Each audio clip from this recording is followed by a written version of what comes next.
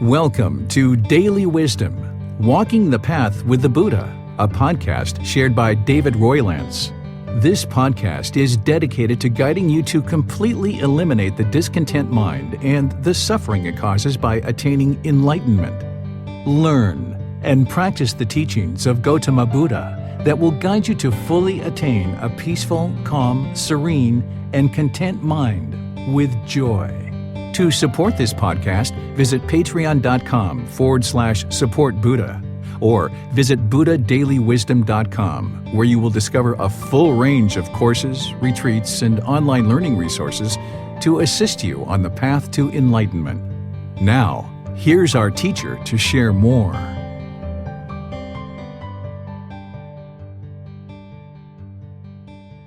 Chapter 18. God's Creative Action. You have free will. During the lifetime of Gotama Buddha, there was belief in many different gods. Gotama Buddha discusses gods throughout his teachings. But when Gotama Buddha discussed God in the below, he only spoke of one God. A common definition of the word God is God, the creator of the universe and source of all moral authority, the Supreme Being.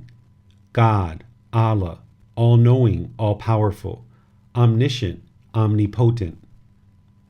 All is caused by God's creative action. The following is a translation of Gotama Buddha's teachings from the Pali Canon, the source of Gotama Buddha's teachings. Then, monks, I approach those ascetics and Brahmins who hold such a doctrine in view as this: whatever this person experiences, whether pleasure, pain, or neither pain nor pleasure, all that is caused by God's creative activity. And I said to them, is it true that you venerable ones hold such a doctrine in view? When I ask them this, they affirm it. Then I say to them, in such a case, is it due to God's creative activity that you might destroy life, take what is not given, indulge in sexual activity, speak falsehood, produce argumentative speech, speak harshly, indulge in idle chatter, that you might be full of longing, have a mind of ill will, and hold wrong view?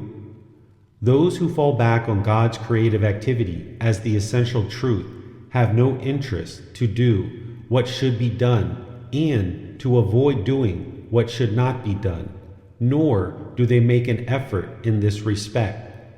Since they do not apprehend as true and valid anything that should be done or should not be done, they are muddle-minded, they do not guard themselves, and even the personal designation, aesthetic, could not be legitimately applied to them. Gotama Buddha, reference AN 3.61. Gotama Buddha's goal was not to prove or disprove God's existence, because Gotama Buddha only taught truth that could be independently realized or understood by you through your own practice and that which leads to enlightenment. This is how you gain wisdom. Gotama Buddha never denied the existence of God, but instead taught people how to attain enlightenment while still having an understanding of God. Gotama Buddha did not teach God as being a central role in the attainment of enlightenment, but instead helped people understand how the existence of God relates to the 5 realms of existence.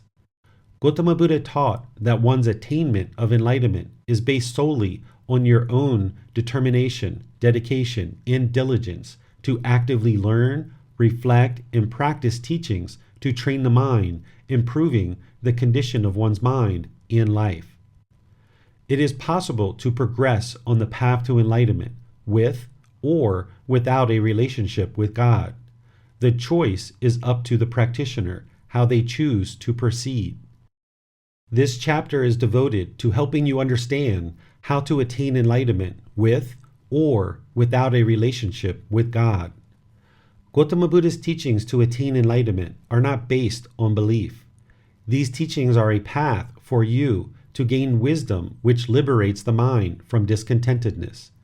These teachings help you to develop a pure mind to attain enlightenment. Gautama Buddha had nothing tangible to teach us that could prove or disprove God's existence, so he taught us not to be attached to God. Your attainment of enlightenment is not based on God, but instead your own determination, dedication, and diligence to actively learn, reflect on, and practice these teachings. Gautama Buddha understood that any and all attachments would cause us discontentedness.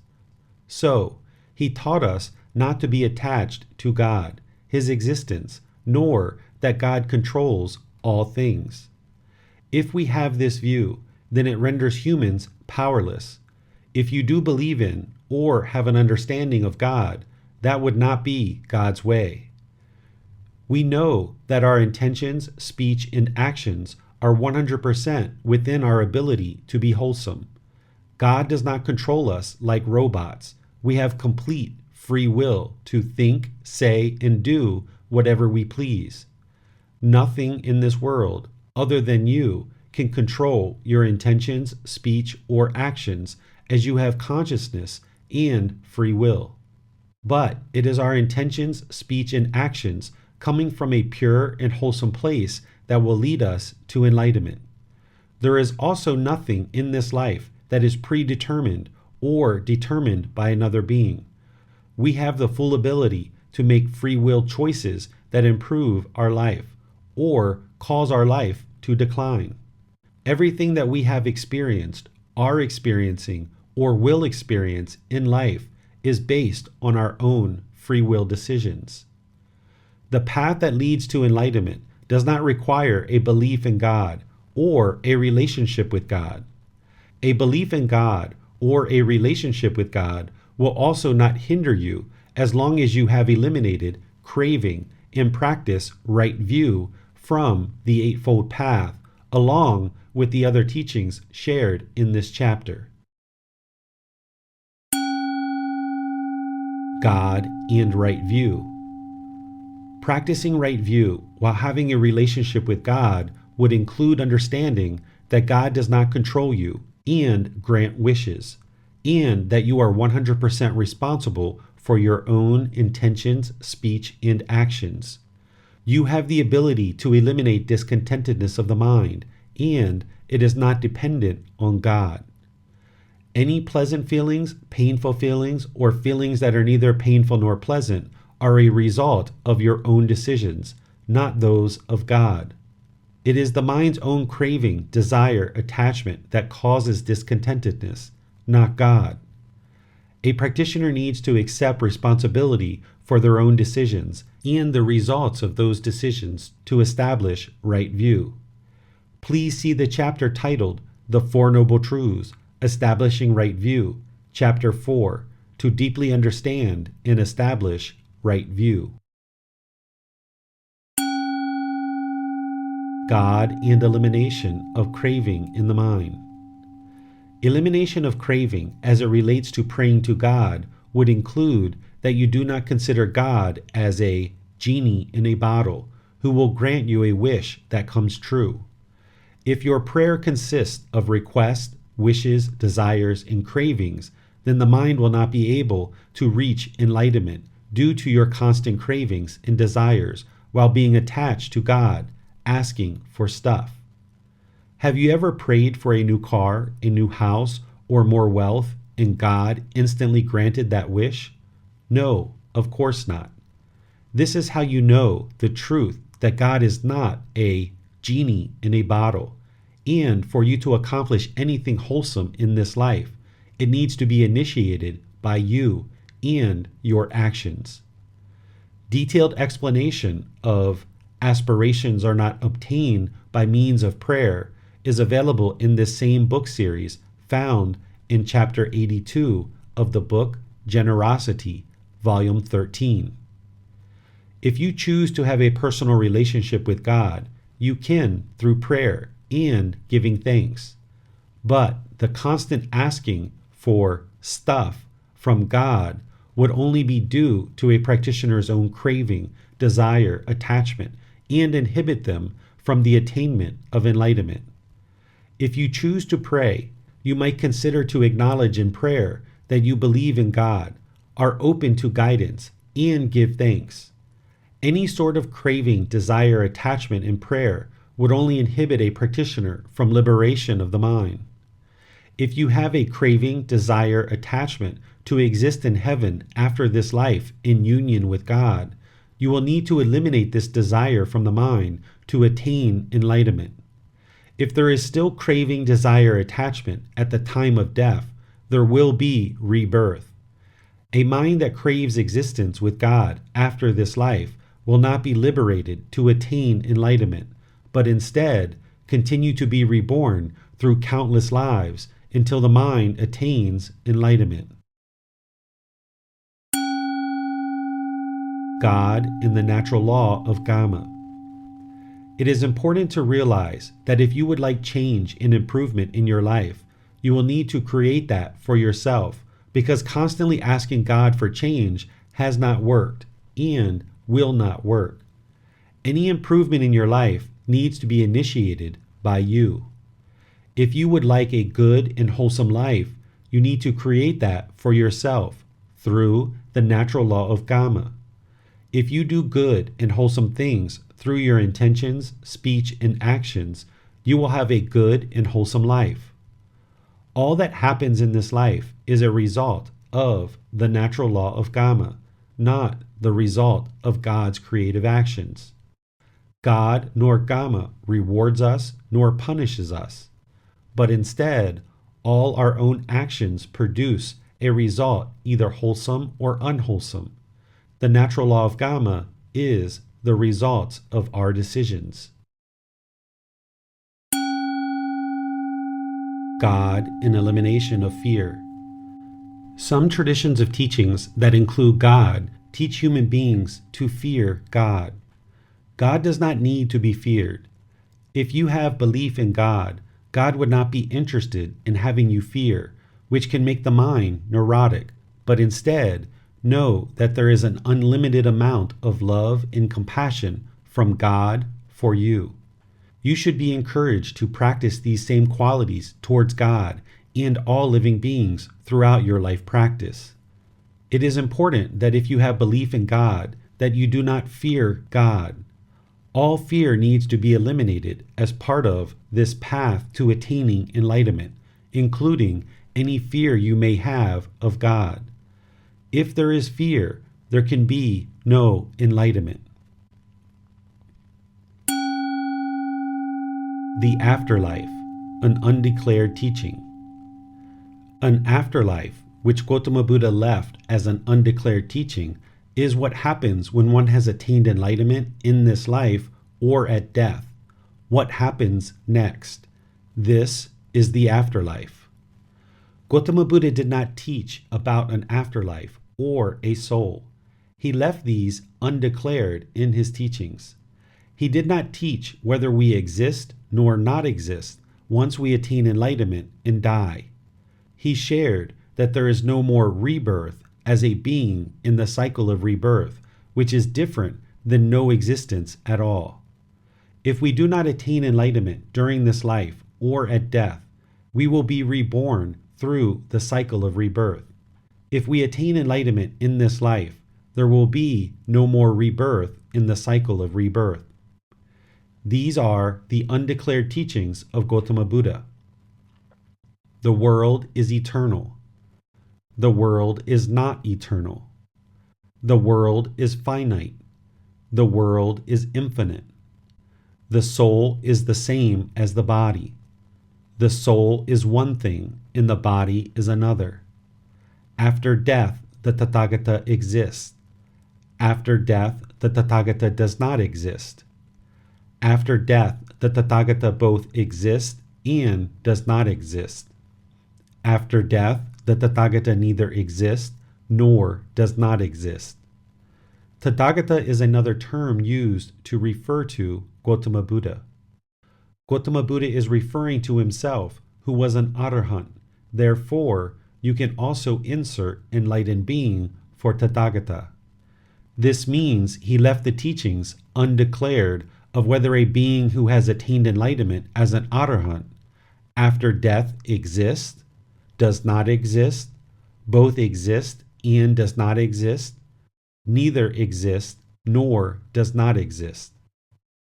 Just like all craving, desire, attachment, if we crave the answer to these questions, it will cause the mind to be discontent. Knowing the answer to any of these questions will not lead to an individual's own enlightenment, and therefore Gotama Buddha never taught or declared these teachings. They are undeclared. There were many teachings Gotama Buddha did not share, as his main focus was to help people understand that they needed to work towards their own salvation through the process of attaining enlightenment. Gotama Buddha focused everyone's attention, the mind, and their development on the teachings that lead to enlightenment, the elimination of discontentedness, and the suffering it causes, rather than rites, rituals, ceremonies, and worship. He taught people to practice the teachings of being a good moral person that eliminates all unwholesome Kama production, producing only wholesome Kama. Gotama Buddha's teachings are about non-attachment. He was not even interested in people attaching to him, nor the existence of God, as Gotama Buddha knew enlightenment is 100% determined by our own intentions, speech, and actions. Rebirth, or the cycle of rebirth, is the process in which all beings who have not attained enlightenment during this life or at death will be reborn into a new form or formless existence in the hell, animal, afflicted spirits, human, or heavenly realms. You need to be comfortable with not knowing the answer. In other words, not craving to know what is or is not going to happen in an afterlife, as craving to know this outcome will inhibit you from attaining enlightenment and will cause rebirth. The goal is to extinguish all craving for a personal existence view, desire for form, and desire for formless.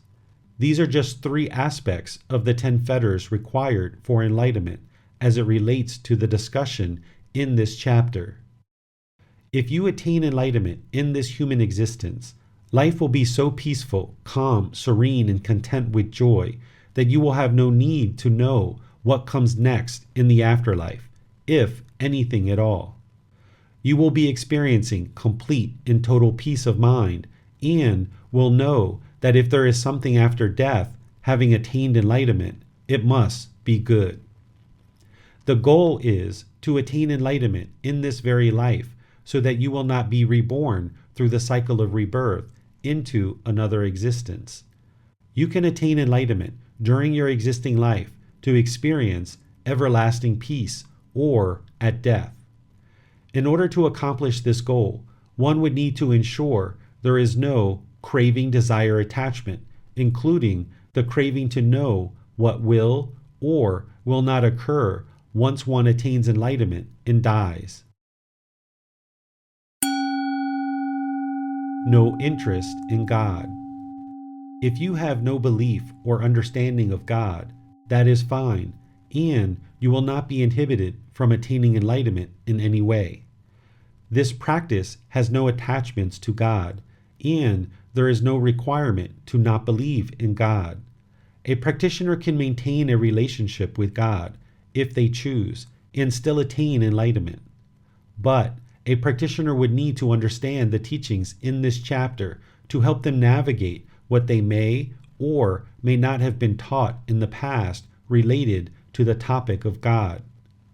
This practice is about freedom of thought and free will. This life practice is about observing how your own intentions, speech, and actions determine 100% of your life through the natural law of Kama. Nothing and no one other than you can control the mind, your intentions, your speech, or your actions. Practicing loving kindness and compassion towards God. Depending on what you have been taught in the past, a practitioner can experience anger, hatred, or ill will towards God. This can be detrimental for one's own mind and progress on the path to enlightenment. Gautama Buddha taught to have loving kindness and compassion for all beings. While one does not need to have a belief or relationship with God to attain enlightenment, a practitioner would need to be sure they do not have anger, hatred, or ill will towards God. If a practitioner has anger, hatred, or ill will towards any being at all, the mind will not experience enlightenment. While some people are taught that God punishes us and rewards us, this is not true and could lead to harmful feelings in the mind. Some are even taught that God is the one who determines who lives or dies.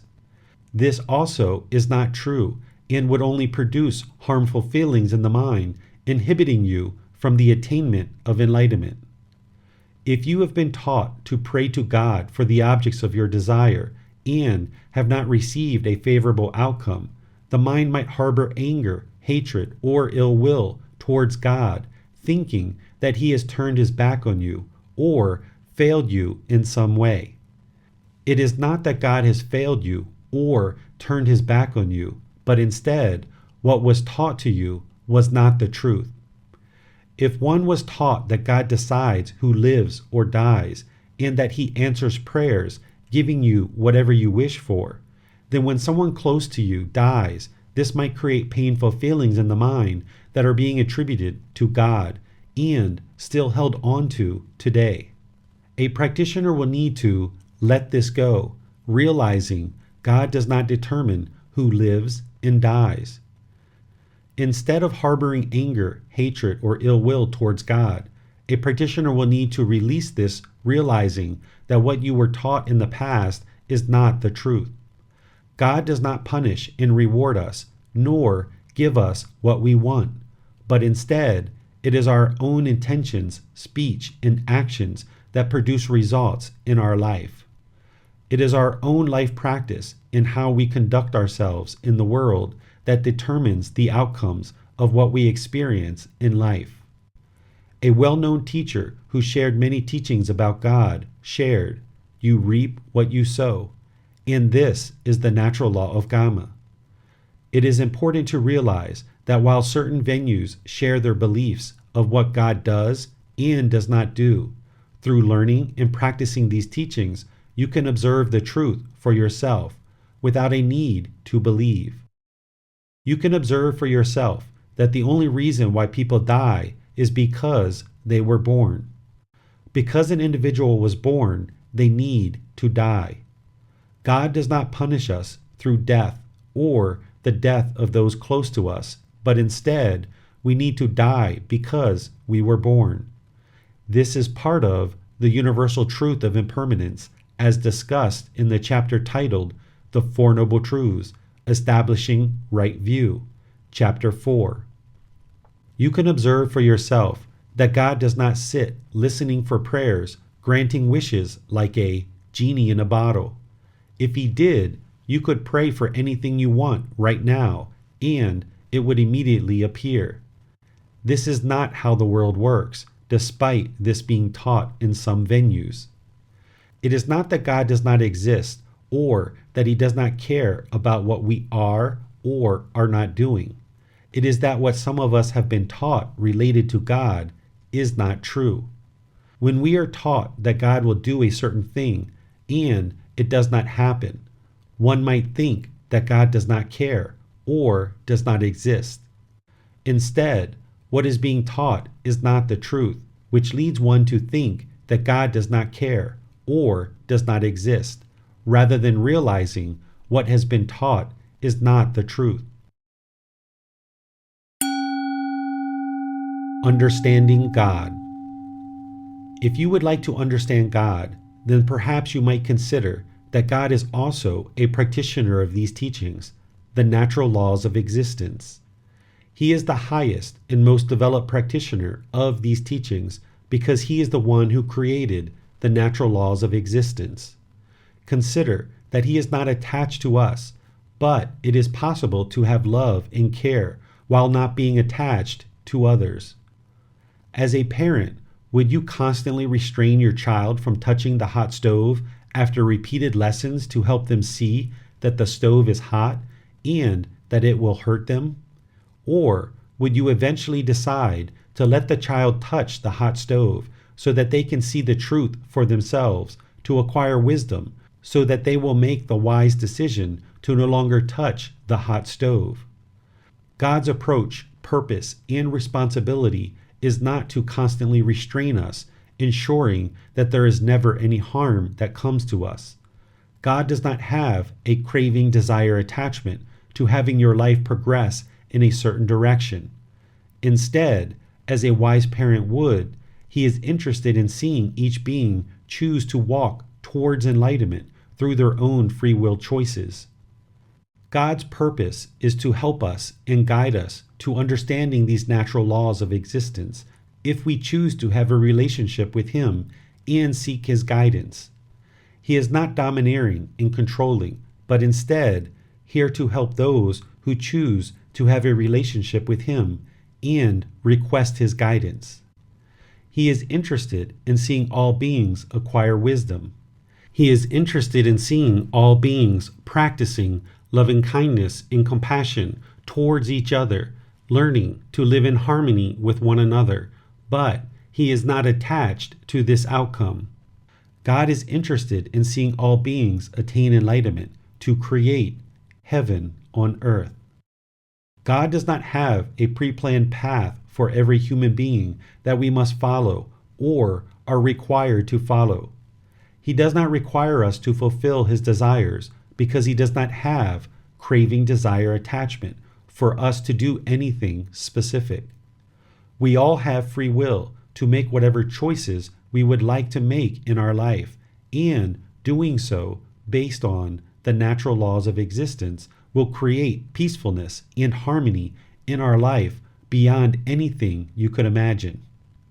If God flipped a switch to have everything in the world function perfectly in an instant, then within a matter of seconds, the world would be right back into the same problems we have always had as individuals and as a collective society. Through our own free will, we would choose to make unwholesome decisions, taking life in an unwholesome direction because we still lack the wisdom of how to make wholesome decisions. Anything that God would do to improve upon the world would be immediately tainted, as individuals would make countless decisions through craving, anger, and ignorance, unknowing of true reality, to once again bring the world back into decline and into the darkness. Instead, a wise parent would choose to share teachings with their children to learn, reflect upon, and practice so that they can acquire wisdom to make wise decisions through their own free will as responsible individuals. The other option would be that God controls everyone. There is no free will, and we are all robots. We know this is not true reality, and no one would enjoy this type of world. Nobody would appreciate a pushy and domineering parent who is attempting to control their children, and that is why God does not practice those qualities. So, our choice is to decide to learn, reflect, and practice these teachings to acquire wisdom, leading to liberation of the mind, where it is completely peaceful, calm, serene, and content with joy, or not. If we choose not to practice these teachings, then we should realize that is a decision that leads to our own consequences based on our own decisions, not the decisions of God. And through choosing to learn, reflect, and practice these teachings, that will also lead to our own consequences based on our own decisions, not the decisions of God. God nor Gotama Buddha chooses to motivate us through guilt, shame, or fear. While others may share teachings in that way, that is not what would lead to liberation of the mind. God nor Gotama Buddha chose to share teachings in that way, and neither do I. Instead, it is more helpful for a practitioner to realize they have complete free will to make any decisions they like. And the more we understand the natural law of Karma, the wiser decisions that we can make, experiencing improved outcomes. God does not grant enlightenment, and God does not control all things in life. We have complete free will to determine our path in life. We do not need to be attached to the outcome of this existence, nor be attached to God to create change in our life. Only you can create change in your life through your own free will and personal choices as a responsible and wise individual. If you believe God does exist, God would be interested in all humans being kind, gentle, warm, and loving with each other. These teachings will guide you in developing a mind and life practice free from discontentedness and the suffering it causes. You can obtain your own salvation and believe in or have a relationship with God. You will not earn salvation through worship, but through practicing teachings that lead to universal love for all beings, causing no harm, and leading a good moral life. These are the universal teachings as described in Chapter 1 of this book. If you do not believe in God and develop a kind, gentle, warm, and loving life practice, should you someday find God does exist, God would be very pleased with your intentions, speech, and actions. And if God does not exist, then you would have had a comfortable and wholesome existence on earth while living in harmony with other beings. You would have led a very wholesome life in developing this life practice. You do not need to believe in God to learn and practice these teachings, and a belief in God will also not hinder your practice as long as you are not craving and desiring things from God, nor having anger or hatred towards God. A relationship with God would only be helpful if cultivated as described in this chapter. God is able to help you if you choose to invite Him into your life, but that is not required in order to attain enlightenment. You might think of God as another teacher who is able to share His wisdom, but only does so when someone seeks His guidance. He can be thought of as a very best friend who does not want anything from you, nor will ever turn his back on you. God is only interested in seeing you be well and peaceful. He has an equal amount of true love for each and every being that has existed, exists now, and will exist in the future. What type of relationship, or whether you have a relationship with God at all, is your choice. You are not penalized for not having a relationship with God, but in choosing to have a relationship with God, He will help you as a friend, or perhaps you might think of Him as a kind, patient, understanding, loving, and wise Father who is always there for you if you choose to reach out a hand to Him. God does not have any jealousy whatsoever, as jealousy is caused by craving, desire, attachment, and God does not have any craving, desire, attachment. A practitioner will need to deeply consider the teachings in this chapter and all other chapters within this book and book series to attain enlightenment. All things that happen are not due to God's creative actions, and enlightenment is not granted to you by God. For this reason, you can understand, believe, and have a relationship with God, or not, while still attaining enlightenment. This is your journey, and you get to decide what is or is not included in your life journey. You are not being controlled, and you cannot gain material things from God through prayer, as everything you acquire in this life is based on your own life decisions and your own life choices through the natural law of Gama. Choose wisely. The end of each chapter will have learning resources for further exploration. You will be able to explore the audiobook, videos, podcasts, and quizzes to deepen your understanding of the content you read in each chapter. Please see the ebook for more details on these resources. As you have questions or need clarification on these teachings, you are welcome to post those into the Facebook group, Daily Wisdom, Walking the Path with the Buddha, or contact the author privately for in-depth learning. Daily Wisdom, Walking the Path with the Buddha. Facebook.com/groups/Daily Wisdom 999. Thank you for listening to this podcast. To provide support for this podcast, visit patreon.com/support Buddha. To access more teachings, visit buddhadailywisdom.com. There, you will discover a full range of courses, retreats, and online resources to assist you on the path to enlightenment. Remember to establish a daily, consistent meditation practice, along with learning and practicing these teachings. A well-developed meditation practice is the foundation in which to train the mind to attain enlightenment.